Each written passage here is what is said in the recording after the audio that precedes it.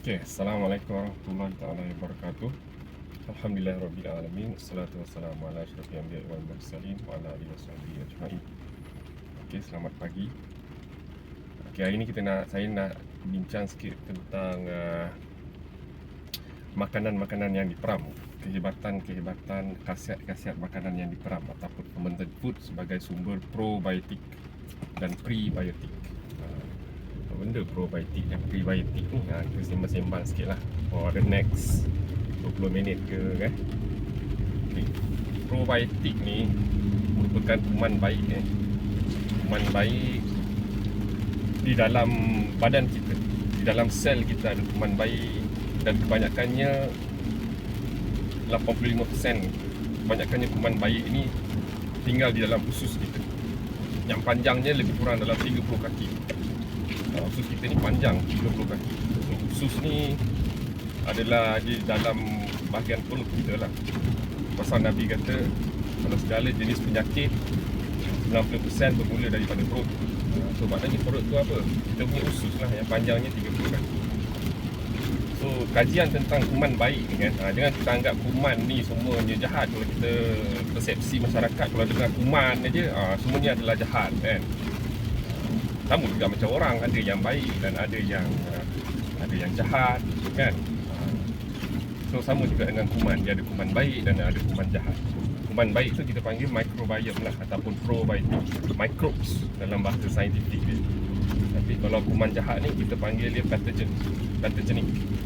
Terdiri daripada virus, bakteria, fungus, candida, kulat dan sebagainya. Kalau kuman baik ni dia panggil probiotic, kuman baik. Kajian tentang kuman baik ni sebenarnya baru saja tau. Tapi padahal benda tu dah lama dah, sejak manusia dicipta dah memang ada lah dalam badan kita ni. Tapi zaman dulu kan tiada teknologi perubatan kan. So, sekarang ni dah ada kajian tentang kuman baik ni dah baru saja baru lebih kurang tak sampai 20 tahun lah. Tapi lama jugalah kajian tentang kuman baik ni. Less than 15 years lah macam tu. So amat dahsyat kejadian Tuhan ni. Ciptaan Tuhan ni memang unik. That's why Allah jadikan sesuatu, dia suruh kita kaji. Dia suruh kita kaji dan kita suruh mengaji. So kita kena kaji dengan ilmu yang betul lah. Ada juga kaji tapi mengeluarkan ilmu yang tidak tepat. Masalahnya orang menggunakan ilmu yang tak tepat. So tak adalah menyelesaikan masalah tu. Contohnya apa yang diajar di sekolah-sekolah universiti tentang piramid makanan. Piramid makanan kebanyakannya memang dia suruh makan banyak karbohidrat berbanding lemak sihat. Itu saja dah ada kesilapan dah, dan tidak tempatan, tidak mengikuti kajian sains tadi. Okey, tak apa, itu kita cerita kemudian. Okey, tentang probiotik. So apa probiotik ni? Kuman baik kuman baik yang tinggal di kebanyakannya di dalam sel kita ada, dalam usus kita. Lebih kurang dalam 100 trilion kuman baik yang menjaga lebih kurang 10 trilion sel. Kita ni hidup berdasarkan pada sel.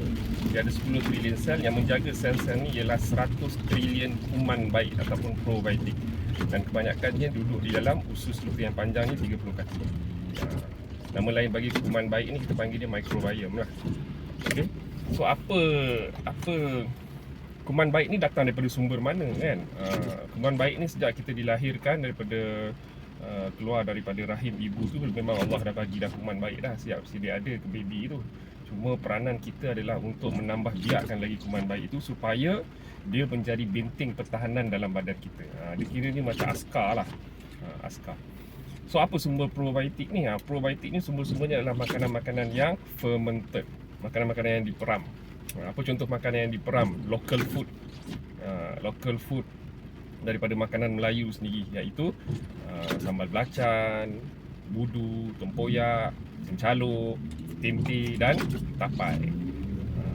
Okey, makanan-makanan itu semua tinggi dengan kuman baik kerana ia telah diperam. Bila dia peram, dia mengandungi kuman baik yang elok untuk menjaga sistem pertahanan bodi kita lah. Maknanya dia menguatkan sistem immunity. Immunity itu sebenarnya kuman baik itu sendiri. Okey. So apa lagi contoh-contoh probiotik sumber daripada international punya sources? Kalau kat international punya sources, dia ada banyak jugalah. yang popular di Malaysia ni ialah yogurt. Yogurt juga merupakan kuman, banyak kuman baik, lebih kurang dalam 15 billion CFU, colony forming unit. Banyak. Okey. Tetapi yogurt di pasaran ni kebanyakannya telah diproses. Maknanya dia dikeluarkan di kilang Nestle lah kan. So bila kita beli kuman baik di pasar raya tu, yogurt especially, you kena tengok ingredients dia. Dan kebanyakannya ada pengawet dan added sugar. So maknanya dia tak asli lah. Kuman baik dia tak banyak strain. So mungkin kuman baik dia tak ada ataupun telah dibunuh disebabkan oleh kandungan gula yang tinggi kan. So you makan benda tu, dia ada sedikit lah tapi tak banyak. Okay, yang kedua ialah apa? International Probiotic, iaitu kefir. Kefir atau orang panggil kefir. Kefir ni dah diminum oleh manusia sejak 3,000 tahun dahulu kan. Dah lama dah kefir tu. Cuma dia tak popular di Malaysia. Apa benda kefir ni? Kefir ni ialah dalam kataan Tubes, dia kata feels good lah. Feels good, maknanya feels good. Dia telah diminum oleh orang dulu 3,000 tahun dahulu kan. Dia dari hasil daripada fermentasi susu lembu, susu kambing, dan boleh juga difermentasi dengan menggunakan coconut milk. Tapi saya menggunakan susu lembu asli yang tidak dipasteurize, yang diternak secara fitrah. Haiwan dia diternak secara fitrah, makan rumput, 90% makan rumput. Dan susu ladang unpasteurized tu saya gunakan untuk sebagai bahan untuk difermentkan oleh yeast and bacteria, iaitu kita panggil dia kefir grains. Dia unik sikit kefir ni sebab dia memerlukan kefir grains untuk sebagai proses pemeraman lah, sebagai bahan untuk memeram susu. Dan dia menguraikan laktos susu tersebut. Gula susu kita panggil dia laktosa. So kuman baik tu akan menguraikan laktosa tu. Itu makanan dia lah. Gula tu makanan dia. And then bila laktosa tu diuraikan, dan dia akan jadi sour lah. Dia akan jadi masam sikit. And then kita strain, and then jadilah benda tu sebagai kefir. Dan rasa dia seperti macam yogurt. Tapi beza antara kefir dengan yogurt ni amat tinggi. Kefir ikut kajian dia mempunyai 28 billion CFU. Dan yang terbaik ialah kefir homemade. Kefir homemade ni bagus. Kalau kefir, kalau anda tengok di pasar raya tu ada perkataan kefir tu, kena hati-hati, kena tengok ingredients dulu. Ramuan dia, apa ramuan dia? Memanglah dia ada laktos. Dia ada 60 strain bakteria baik 60 strain. Maknanya 60 jenis bakteria baik yang menghasilkan 27.7 billion CFU. Tapi hati-hati di pasar raya kat luar tu dia ada letak pengawet, dan ada perasa lah, perasa mango lah, perasa anggur lah, perasa macam-macam lah. So kalau dah ada perasa tu mesti ada added sugar. So added sugar dia tak tulen lah.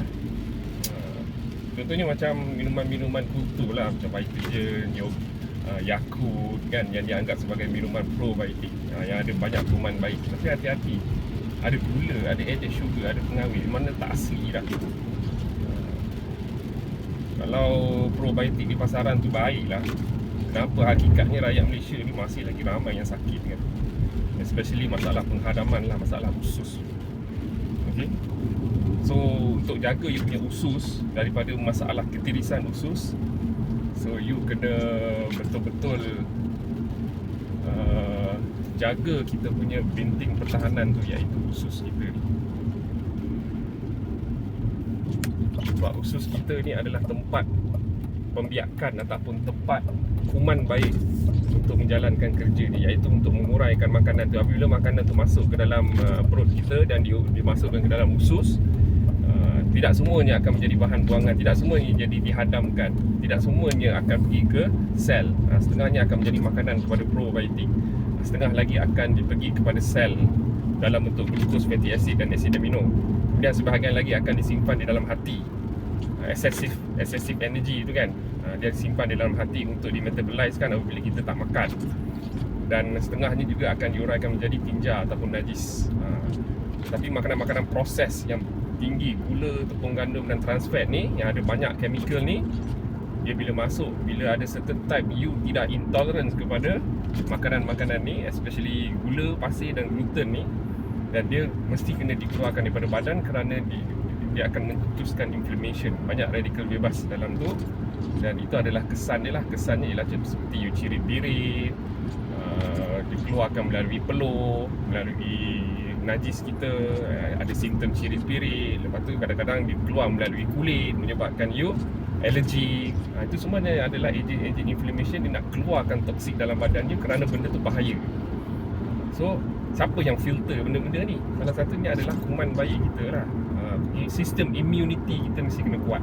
So dia orang boleh detect yang benda ni toxicity dia level, so dia nak kena keluarkan dengan cepat. So salah satu simptom ni yang kena ialah cirit-birit dan sebagainya. Okey, kemudian sambung lagi. So kefir homemade ni saya dah usahakan selama lebih kurang dalam 2 tahun setengah lah. Dan alhamdulillah kesihatan saya optimum, pada kadar optimum di kala umur 46 tahun ni. So alhamdulillah saya amalkan dalam smoothies gitu. Dalam smoothies lah. Selalunya dalam buah-buahan saya campurkan, and then saya letak minyak kelapa sawit merah, minyak kelapa dara, minyak zaitun, and then makan sebagai kita punya dessert ke ataupun makanan harian saya. Sebab untuk memastikan kuman baik saya ni cukup makanan dia. Apa makanan kepada kuman baik ni? Kita panggil dia prebiotik. Probiotik tadi kuman baik, dan makanannya apabila kita bela kuman baik ni, dia perlu diberi makan. Kalau tak diberi makan, mati dah dia. So apakah makanan dia? Makanan dia adalah prebiotik. Prebiotik. So apa sumber makanan prebiotik ni? Ialah makanan-makanan yang berserat tinggi. Daripada mana datang makanan berserat tinggi ni? Datangnya dari makanan-makanan asli yang tinggi serat. Serat. Makanan dia adalah serat. Okey, makanan dia adalah serat. Okey, makanan dia adalah serat. Kuman baik ni diperlukan serat. So apa yang menghalangnya daripada mendapat serat ialah makanan-makanan yang telah diproses. Makanan yang diproses ni seperti yang datang daripada gula, tepung gandum dan trans fat ni, dia tidak mempunyai serat cuma dia sedap aje lah. Dia tak ada punya serat. Serat pun serat sintetik. Dia tak boleh terima oleh kuman baik ni. So dan kadang-kadang benda tu lah yang akan membunuh kuman baik tu daripada mendapat makanan dia. Dan macam mana dia nak buat kerja kalau misalnya dia tidak ada makanan dia, iaitu sebagai sumber prebiotik. Okey, yang seterusnya selain daripada kefir, sauerkraut, miso, natto, teh kombucha. Teh kombucha pun bagus sebagai sumber probiotik. Tapi saya buat homemade kefir. Homemade kefir ni kerana saya nak cuba untuk mempopularkan kefir ni di Malaysia. Dan dia adalah minuman, dia adalah beverage ataupun minuman utama di Russia. Dia diamalkan di Russia dan digunakan sebagai medium perubatan di hospital sana pada tahun era 40-an, 50-an, 60-an. Dan bila dah ada teknologi dalam bidang perubatannya, benda tu dilupakan sedikit demi sedikit. Tapi bagi yang sedar, dia akan amalkan kefir ni sebagai remedy ataupun ubat untuk merawat atherosclerosis plaque, iaitu pengerasan salur darah disebabkan oleh teroksidanya LDL, iaitu atherosclerosis plaque. Kemudian asma, dia bagus untuk remedy untuk asma dan penyakit-penyakit kulit, menguatkan you punya gigi, tinggi kalsium dan tinggi vitamin K2. Vitamin K2 ni pun baru saja dijumpai dan dikaji oleh saintis. Apa vitamin K2 ni? Vitamin K2 ni ialah datang daripada makanan-makanan yang difermented. Vitamin K2. Apa tujuan vitamin K2 dia? Adalah untuk mengelakkan calcification di dalam tulang kita.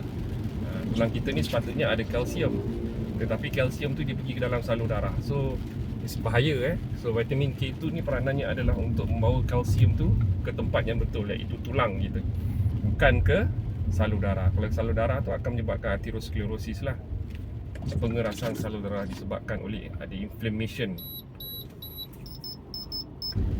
Okey, untuk mengelakkan calcification. Okey, itu sedikit tentang probiotik lah. Saya ulang lagi, probiotik daripada sumber makanan-makanan asli daripada makanan Melayu kita ni ialah budu, tempoyak, cencaluk, sambal belacan, tempe dan tapai. Makanlah tapai ubi, tapai pulut. Dia manis tu kerana ragi tu ada yeast. yeast dan bakteria yang menguraikan pulut dengan tapai itu dalam proses pemeraman lah. Dia bagus Tapi apa saja pun Allah dah berpesan, wa kulu washraku wa la tusrifu innahu la yuhibbul musrifin. Makanlah kamu, minumlah kamu, tapi janganlah berlebih-lebih. Tapi apa mengikut pengalaman saya reverse daripada penyakit kronik, iaitu diabetik dan obesiti dulu yang saya hidap 4 tahun yang dulu, saya berjaya mengawal penyakit tersebut dengan membetulkan diet saya. Dan saya dapati bila kita makan makanan asli ni, makanan-makanan yang tinggi probiotik, prebiotik, amalkan low carb, high fat diet ni, banyak makan daging-daging, banyak makan daging ikan yang diternak secara fitrah. Saya betulkan pemakanan saya. Kalau kita makan real food ni, kita kenyang lama. Kenapa kita kenyang lama? Sebab serat tu cukup. Badan kita akan bagi signal, kalau you dah kenyang, you stop lah, jangan makan. Orang yang lapar selalu tu, asyik makan saja tu, bukan kerana dia nak makan pun, dia tak nak makan sebenarnya, tapi dia lapar. Kenapa dia lapar? Sebab gula. Bila excessive sugar masuk ke dalam kita punya salur darah, nutrien tu sepatutnya dia protein kita yang untuk bekerja ke dalam sel tu, dia jadi glycated. Dia akan menghasilkan satu bahan kita panggil dia advanced glycated end product. Kalau kita makan sugar yang berlebihan, especially refined lah, datang daripada sumber karbohidrat refined lah. So bahan advanced glycated end product tu, dia akan mengacau protein yang nak buat kerja, yang nak masuk ke dalam sel tu. Dia mengacau sistem protein untuk membekalkan tenaga kepada sel lah. So gula tu akan glycated di dalam protein tu, akan menyebabkan ketidak efisien protein tu nak masuk ke dalam sel tu untuk buat kerja. Contohnya macam apa sumber protein yang baik kan, iaitu contohnya macam apa, tiram kan dia licin kan, nak masuk ke dalam sel tu senang je untuk dia buat kerja, contoh kan. Tapi gula tu telah menjadikan dia glycated. So lama-lama dia tak efisien lah untuk memberi tenaga kepada sel tersebut. So apa-apa pun jangan berlebih-lebihan. Okay? Kalau you boleh pastikan yang sehari you tidak melebihi 6 sudu teh gula, boleh. Kadang-kadang kita ni macam nasi lemak kan. Nasi lemak sambal dia mestilah peniaga tu letak gula. Tu kiranya dimaafkan lah. Tapi kebanyakan gula yang excessive sugar yang kita makan ni datang daripada sumber minuman, air manis, teh tarik. Creamer tu ada high fructose corn syrup high fructose, dia adalah keluarga gula, kita panggil dia high fructose corn syrup. Dia tinggi kandungan sugar dia. Setengah orang kata itu adalah susu, tu bukan susu, itu creamer. Kemudian apa lagi, ada susu tepung, Milo, tu semua ada bahan gula, kita panggil dia maltodextrin Itu yang akan merencatkan pertumbuhan probiotik you dan akan membunuh probiotik you. Okey, faham? So kesimpulannya, kunci kepada kesihatan ni ialah probiotik, kuman baik kita. Sebab apa? Dia yang akan buat kerja untuk pastikan sistem imuniti badan kita sentiasa teguh dan kuat untuk melawan patogen. Orang yang sihat nisbah kuman baik kepada patogen ialah 85% kepada 15%. 85% kuman baik, 15% patogenik. Tapi kalau orang yang sakit mengidapi penyakit-penyakit metabolic syndrome, termasuklah kanser, dia punya nisbah tu tidak tepat, iaitu 85% patogen dan 15% microbiome. So logiklah macam mana dia nak buat kerja. Sebab apa? Kuman jahat dia lebih banyak daripada kuman baik. Kerana apa? Kerana lifestyle kita yang tak betul. Kita ni lifestyle kita. That means saya ni kena bagi ceramah untuk menyedarkan orang, awareness, create awareness supaya kita menjadi lebih sihat secara fitrah lah. Kita mengamalkan pemakanan yang asli. Okay? Sebab makan makanan proses di Malaysia ni ataupun di seluruh dunia ni terlalu banyak sehingga dia dipromotkan sebagai makanan yang sihat dan dibenarkan untuk dimakan dengan alasan ia adalah halal. Tapi Allah dah berfirman lama dah. Apa dia berfirman? Ya ayuhan nas kulu mimma fil ardi halalan thayyibah. Hendaklah kamu wahai sekalian manusia Rezeki yang aku bagi kepada kamu, hendaklah kamu ambil yang halal lagi baik. Allah tak tinggalkan perkataan baik tu. Dia halal baik. Tapi masalahnya kita yang sakit ni banyak mengambil makanan yang halal saja, baiknya tak ada. Contohnya apa? Contohnya biskut kering. Walaupun dia biskut kering, tapi dia ada tinggi gula, tepung gandum dan trans fat. Dan diamalkan secara berterusan. Hari-hari minum teh tarik. So, benda tu halal, saya tak kata haram pun kan. Tapi benda tu tak thayyib. So, kalau benda tu tak thayyib, you kena tinggalkan lah. Sebab Allah kata ambil yang halal dan baik. Halalan thayyiban, ramai orang tahu konsep halalan thayyiban tu. Tapi masalahnya kenapa mereka sakit? Adakah mereka sakit kerana ditakdirkan dapat penyakit? I don't agree with that. I don't agree totally. You sakit kerana ilmu you tak ada.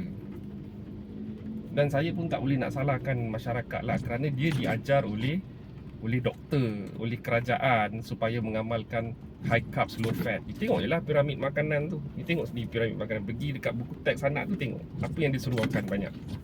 Carbs. Okay. So oleh itu kita kena berhati-hatilah banyak lagi saya nak cerita. Itu serba sedikit tentang probiotik dan prebiotik. Okey, secara kesimpulannya probiotik adalah kunci kepada kesihatan kita, kunci kepada mereka nak buat kerja. So kita kena banyakkan probiotik dalam badan kita, iaitu makan makanan yang fermented. Makanan-makanan yang fermented, makanan-makanan yang diperam. Kerana orang-orang dulu sihat-sihat belaka sebab dia orang makan banyak makanan-makanan yang diperam. Sebab masa dulu mana ada peti ais. Peti ais popular 50 tahun yang sudah je. Baru ni lah orang miskin ke mesti kena ada peti ais. Benda tu syarat wajib. So bila benda peti ais ni ada, so makanan-makanan fermented ni dilupakan. So apa yang popular? Makanan-makanan frozen, daging-daging proses. Contohnya daging burger, daging ayam, daging arnab, nugget, macam-macam lah. That's why ramai yang sakit, sebab makanan tu semua tidak ada serat.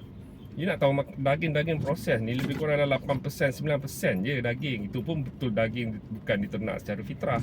Yang lain tu semua tepung, pengawet, perasa, perisa, pewarna, penstable. So benda tu banyak toksik. Dan bila diambil secara berterusan, secara gradually, dia akan membunuh kuman baik dia, and then you dapat sakit lah. It's very simple. If you want to be healthy, you have to eat real food. Once you eat real food, bila you makan makanan asli, you kenyang lama. You akan dapat signal yang you kenyang lama. Tapi makanan asli pun you ambil, makanan proses pun you ambil, takkan settlekan masalah. You kena tinggalkan benda tu. So itu sedikit pencerahan tentang probiotik dan prebiotik lah. So jangan lupa makan, cari. Kalau pergi kenduri kahwin ke, ada cencaluk, ada budu, ada sambal belacan, makan je. Makan dengan ulaman, kari, nasi, ambil nasi biryani, nasi minyak. Sebab dia dimasak dengan lemak sihat. Nanti kita cerita pasal lemak sihat pula. Okay, sekian dulu. Assalamualaikum warahmatullahi wabarakatuh.